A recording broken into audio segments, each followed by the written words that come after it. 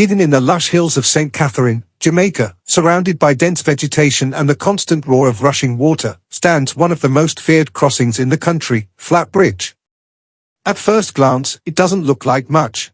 A narrow, one-lane concrete structure stretching across the powerful Rio Cobre. No rails strong enough to stop a vehicle. No room for error. Just a thin path between life and the unforgiving river below. But Flatbridge is more than just a dangerous road. It's a place surrounded by stories, whispers, and warnings that many Jamaicans take very seriously. Built decades ago, Flatbridge was never designed for the volume or speed of modern traffic. To cross it, drivers must rely on instinct, timing, and sometimes, luck. Vehicles approach from both sides, often forced into a silent standoff, waiting for one to reverse. One wrong move, just inches too far, and it can all be over. And for many, it has been.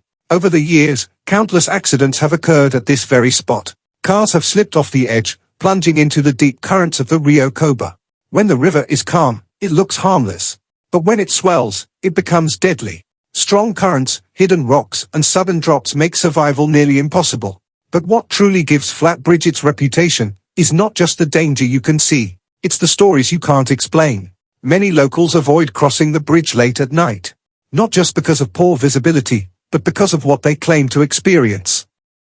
Some drivers report that as they approach the bridge, their headlights flicker, engines stall, radios cut to static. Others describe a sudden, overwhelming silence, as if the world around them just pauses. And then there are the sightings. Shadowy figures standing at the edge of the bridge. A man, or sometimes a woman, appearing in the middle of the road, only to vanish seconds later. Some say it's the spirits of those who lost their lives there, forever tied to the place where their journey ended. One story tells of a driver who swerved to avoid hitting a figure on the bridge, only to crash moments later. When help arrived, there was no one else there. No footprints. No signs. Nothing. Just the sound of the river below. Others speak of hearing whispers, faint voices carried by the wind, calling out, warning, or maybe luring. And while some dismiss these as imagination or fear playing tricks on the mind, the consistency of these stories is what keeps the mystery alive. Because people from different parts of the island, who have never met, tell eerily similar experiences. Then there's another belief, one that's deeply rooted in Jamaican folklore. Some say Flatbridge is not just haunted, but spiritually active. In Jamaica, places where water flows, especially rivers, are often believed to hold strong spiritual energy. The Rio Cobre, with its constant movement and depth, is no exception. It is said that water can act as a gateway, a connection between the physical world and the spiritual one. And Flatbridge sits directly above it. Some believe that this unique position makes it a crossing point, not just for people, but for spirits.